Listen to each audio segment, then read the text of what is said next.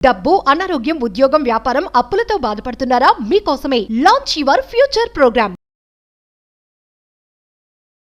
నమస్తే రమగారు. నమస్తే జయ. ఏదైనా ఒక మంచి కథ చెప్పుకుందామండి. వాళ్ళ కథ కాదు జయ, ఒక కొత్త విషయం చెప్తాను.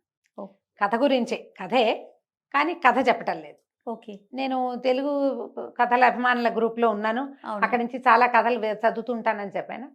అయితే ఈ గ్రూప్లో ఒక ఆవిడ ఒక కథ రాశారు, ఒక నావెల్ లాంటిది. రోజు ఒక భాగం వస్తూ ఉండేది. దివ్యపథం దాని పేరు. దివ్యపథం. ఈ దివ్యపథం రాసేటప్పుడు చాలా బాగుంది కథ. చాలా రోజులు రాశారు, చాలా పెద్ద కథ. ఇందులో స్వరాంశ అని ఒక కుర్రాడు, తండ్రి బాగా కోటీశ్వరుడు, ఏదో వ్యాపారం అని చెప్తారు కథలో. కానీ అబ్బాయికి ఏదో పిహెచ్డి చేయాలని, వికలాంగుల మీద పిహెచ్డి అబ్బాయి సబ్జెక్టు. చిన్న చిన్న కవితలు అవి రాస్తాడు, కొంచెం భావుకత అవి ఉన్నాయి. అతనికి తన్మయ్య అని ఒక అమ్మాయి కలుస్తుంది. ఈ వికలాంగుల మీద చేయాలంటే వాళ్ళతో మాట్లాడాలి కదా, ఏదైనా పిహెచ్డి చేయాలంటే. ఈ కుర్రాడు ఈ మెల్లిగా దివ్యాంగుల పాఠశాలలు అవి ఉంటాయి కదా, వాటికి వెళ్తాడు. ఒక్కొక్క చోట ఒక్కొక్క పరిచయము, ఒక్కొక్క రకం క్యారెక్టర్లు. ట్రైన్ ఎక్కేటప్పుడు ఒకళ్ళ సహాయం చేయటం. జనాలు ఎట్లా వికలాంగుల పట్ల, దివ్యాంగుల పట్ల సరిగ్గా ప్రవర్తించరు, బాగా ప్రవర్తించే వాళ్ళని చూపించి, బాగా ప్రవర్తించని వాళ్ళని, ఇబ్బంది పెట్టే వాళ్ళని కూడా చూపిస్తూ కథ నడుస్తూ వెళ్తుంది. మనం ఆ స్వరాంశతో ప్రేమలో పడిపోతాం. వాడు ఎంత చిటి చిటి కవితలు రాస్తాడు, బాగుంటుంది. క్రమంగా రోజులు గడిచే కొందికి ఈ తన్మయి ఒక సింగర్ గారి కూతురు, ఒక సింగర్. ఇంతకీ ఆవిడ దివ్యచక్షు, నేత్రాలు లేవు ఆ పాటలు పాడే ఆవిడకి. చాలా బాగా పాడతారు. ఒక దివ్యాంగురాలి చేత పెంచబడింది ఈ అమ్మాయి. మెల్లిగా రోజులు గడుస్తాయి, వీళ్ళింటికి వస్తూ ఆ తన్మయిని వెంబడి పెట్టుకు తీసుకొస్తాడు. ఎన్ని క్యారెక్టర్లనో చూపిస్తారు. ఇందులో మేనరికాల పెళ్లిళ్ళ వల్ల పిల్లలు దివ్యాంగులు అవ్వటానికి అవకాశం ఉంది. తర్వాత ఈ అందుల పాఠశాలల్లో పిల్లలకి ఎలాంటి అవకాశాలు ఉన్నాయి, వీళ్ళు చదువుకోవటానికి ఎలాంటివి ఉన్నాయి, ఆఫీసుల్లో ఎలాంటి సౌకర్యాలు వీళ్ళకి ఇవ్వాలి, కొంచెం అవకాశం ఇస్తే వీళ్ళు ఎంత పెద్ద ఇవైనా చేసి చూపిస్తారు. ఇలా నడుచుకుంటూ వెళ్తుంది కథ. క్రమంగా ఇతనికి ఏం తెలుస్తుంది, ఏ దివ్యాంగురాలను చూసి ఇతను చాలా ఫ్యాసినేట్ అయ్యి ఆవిడ సంగీతం బాగుంది అనుకుంటాడు. ఆవిడ తన తల్లి అని తెలుస్తుంది. అమ్మాయి ఆవిడ స్నేహితురాలు కూతురు.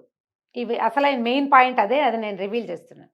ఈ కథ చదివాం, ఎంతో బాగుంది. చాలా రోజులు వచ్చింది. నేను అమ్మాయి ఆవిడకి మెసేజ్ పెట్టాను, చాలా బాగుందమ్మా, చక్కగా రాశారు, మీ దివ్యపథం ఎంతో బాగుందని. అంటే గ్రూప్లో ఉన్నారుగా. పెట్టేసరికి రెండో రోజున ఆవిడ మళ్ళీ మెసేజ్ పెట్టారు. అయ్యో అమ్మ, మీరని తెలుసుకోలేకపోయాను, అదేమిటి ఫేమస్ యూట్యూబర్ ఇవి నీకు తెలీదా అన్నాడు మా తమ్ముడు. నేను చూడలేను కదమ్మా, అందుకని నాకు తెలియదు అన్నారు. షాక్ అయిపోయాను జయ. నేను, నాకు ఆశ్చర్యం వేసింది. అంత కథ రాసిన ఆవిడ దివ్యచక్షు. నాకు ఎంత షాకింగ్గా అనిపించింది అంటే, తెలుసుకోలేదు నేను, నాకు అర్థం కాల. కథ వస్తుంది, చదువుతున్నాము, ఆవిడ ఎవరు రాశారు, ఎప్పటికీ అవటలా, ఇంకా ఇంకా క్యారెక్టర్లు పెరుగుతూనే ఉన్నాయి. ఇందులో వీళ్ళని మోసం చేసేవాళ్ళు, వాళ్ళని ఇబ్బంది పెట్టేవాళ్ళు, వాళ్ళ బలహీనతల్ని ఆధారంగా చేసుకుని ప్రవర్తించేవాళ్ళు, మేనరికాలు వాళ్ళకి. తర్వాత ఇద్దరికి గనక నేత్రాలు అవి లేకపోతే వాళ్ళు ఇంకో పిల్లల్ని పెంచుకోవడానికి అవకాశం లేదు. ఇద్దరు దివ్యాంగులు ఇంకో బేబీని ఎవరినైనా అడాప్ట్ చేసుకోలేరు. అలాంటి విషయాలు. వీళ్ళకి అడాప్షన్ కావాలని ఉంటుంది, పిల్లల్ని పెంచుకుందాం ఉంటుంది. మీరు ఎలా పెంచుతారు అని గవర్నమెంట్ వాళ్ళని రిజెక్ట్ చేసేస్తుంది. ఇవి ఎన్ని రకాల అంశాలు నడిచినాయంటే, ఎన్ని ఉపయోగకరమైన విషయాలు, దివ్యాంగులకి ఉపయోగపడే విషయాలు ఇచ్చారంటే అందులో సమాచారం చాలా రకాల. పోనీ సమాచారాలే ఇస్తే బోర్ కొడుతుంది మనకి. ఇది అట్లా బోర్ కొట్టనివ్వల. కథాంశంతో పాటే సమాచారం కూడా చక్కగా. కొన్ని కథలు చదువుతామా, సమాచారాలే 3-5 పేజీలు ఉంటాయి. మనకేం మామూలుగా ఒట్టి పాఠకులకి అంత ఆసక్తికరంగా ఉండదు, కానీ వీరిది భలే ఆసక్తికరంగా రాశారు.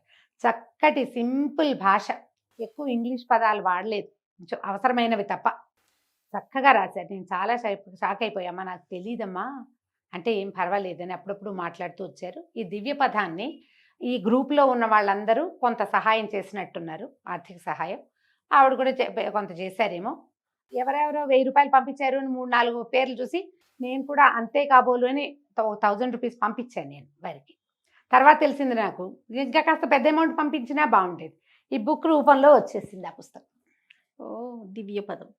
పెండ్యాల గాయత్రి గారు, పెండ్యాల గాయత్రి. వెనకాల ఫోటో ఇచ్చారు. ఇప్పుడు వృత్తిరీత్యా ఉపాధ్యాయుని, టీచరు. అసలు ఎంత చక్కటి భాష అంటే ఎంత హాయిగా ఉందో చదవడానికి. ఎంత ఉందో చూడు పుస్తకం చూస్తాను. నేను చెప్పాను చాలా వారాలు వచ్చిందని. వెనకాల దీనికి సహాయం చేసిన వాళ్ళ ఫోటోలు, కొంతమందివి పేర్లు కూడా వేశారు. నిదానంగా కథ తాపీగా నడుస్తూ చాలా రకాల సమాచారాలు ఇస్తూ చక్కగా రాశారు. మన బుక్ ఫెయిర్లో ఈ పుస్తకం 3-4 చోట్ల కనబడితే చాలా సంతోషించాను నేను. సరే ఏదో ఒక రోజు వీటిని పరిచయం చేయాలనుకున్నాను. ఏవో కొన్ని రాశారు శతాధిక కవితలు. ఇందులో ఆ చిన్న కవితలన్నీ ఆవిడే రాసుకున్నారట. అర్ధశతాధిక కథలు, 9 నాటకాలు, కథలు కనే కళ్ళు అనే ఒక కథల సంపుటి కూడా రాశారు. ఈ పుస్తకం తపస్వి మనోహరం వాళ్ళు పబ్లికేషన్స్ వాళ్ళు వేశారు. ఇది ఆవిడ వెనకాల ఫోటో కూడా వేశారు. మామూలుగా మాట్లాడుతున్నా కూడా ఆవిడకి ఇబ్బంది ఉందని అది మనకు తెలియదు. నా క్లాస్మేట్ మేము ఎంఏ చదివేటప్పుడు నరేంద్ర అని ఒక పిల్లవాడు ఉండేవాడు. అప్పటికే అబ్బాయి ఎంఏ ఇంగ్లీష్ చేసి ఎంఏ సంస్కృతం మాతో పాటు చేరాడు. తెల్లగా చక్కగా పండు ఉన్నట్టు ఉండేవాడు. నేత్రాలు లేవు పాపం. వాడికి ఎంత సబ్జెక్ట్ ఉందంటే అబ్బాయికి రామాయణం నోటికప్ప చెప్పేవాడు అబ్బాయి. అబ్బా, ఇప్పుడు భగవంతుడు ఒకటి ఇవ్వకపోతే అవునంట మిగిలినవి చాలా బలంగా ఇస్తాడు. ఆ పిల్లవాడు చాలా బ్రైట్. ఇండోర్ యూనివర్సిటీలో ఇంగ్లీషు ప్రొఫెసర్గా పోస్ట్ వచ్చింది ఆ అబ్బాయికి. అసోసియేట్ ప్రొఫెసర్గా చేరాడు అక్కడ. తర్వాత మరి ఇక్కడ ఇటు సెంట్రల్ యూనివర్సిటీ కూడా వస్తానని ఏదో చెప్పాడు. ఈ మధ్య మాట్లాడలేదు. నేత్రాలు లేకపోతే పాపం వివాహాలు అవ్వటము అవి కొంచెం కష్టపడతారు. వీరి పర్సనల్ వివరాలు నేను అడగలేదమ్మా, వారు ఎలా అనుకుంటారోనని. అని చాలా చక్కగా రాశారు. ఈ దివ్య పదం మనకి దొరుకుతుంది. ఈ బుక్ ఫెయిర్స్లో అన్ని చోట్ల కనిపిస్తుంది. ఒకవేళ తపస్వి మనోహరం పబ్లికేషన్స్ అని మీరు ఆన్లైన్ చూసినా కూడా పుస్తకం దొరకడానికి మంచి అవకాశం ఉంది. చాలా ఉపయోగపడుతుంది. ఎవరైనా మన దగ్గర మన వాళ్ళలో దివ్యాంగులు ఉంటే ఈ పుస్తకం ద్వారా మనం కొంత వాళ్ళకి సమాచారాన్ని కూడా అందించగలిగే అవకాశం ఉంది.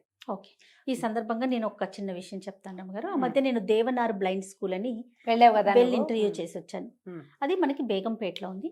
డాక్టర్ సాయిబాబా గౌడ్ దంపతులు దాన్ని నిర్వహిస్తున్నారు. అయితే అక్కడ మన స్టేట్ పిల్లలే కాదు, ఎక్కడి నుంచి వచ్చినా సరే ఎవరైతే దివ్యాంగులు ఉంటారో ఆ పిల్లల్ని చేరదీసి అక్కడే హాస్టల్ వసతి కూడా ఉంది.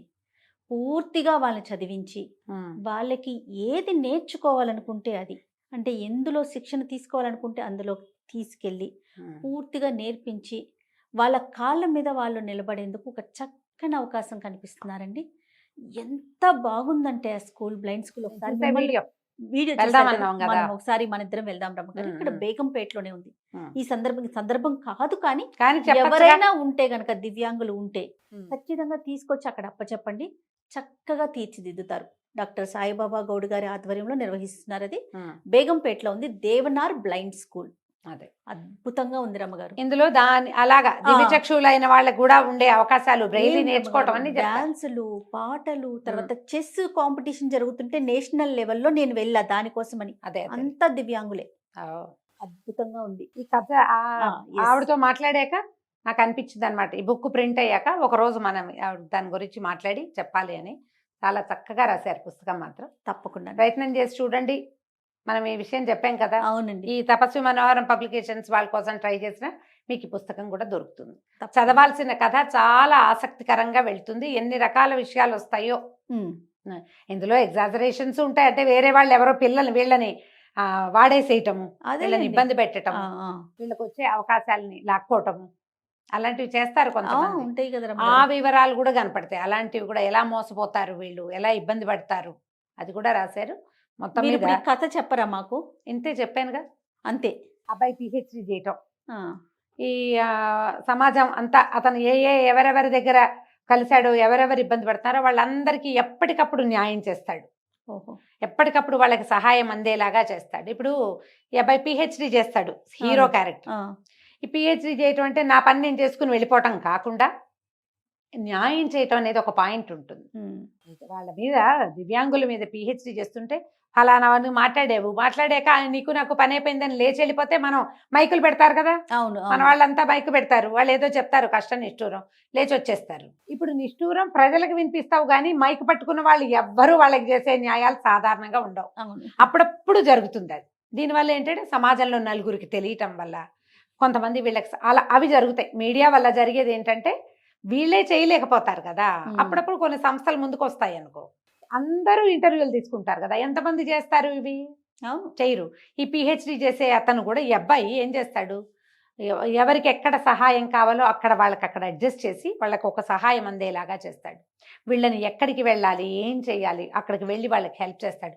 పిల్లవాడు Guidance. కోటీశ్వరుడు అని చెప్తారు, గైడెన్స్ ఇస్తాడు, తీసుకెళ్తాడు, కొన్ని స్కూళ్ళకి వెళ్తాడు, అక్కడ వాళ్ళకి అవసరమైన సహాయాలు చేస్తాడు. చాలా వివరాలు బాగా కనపడతాయి.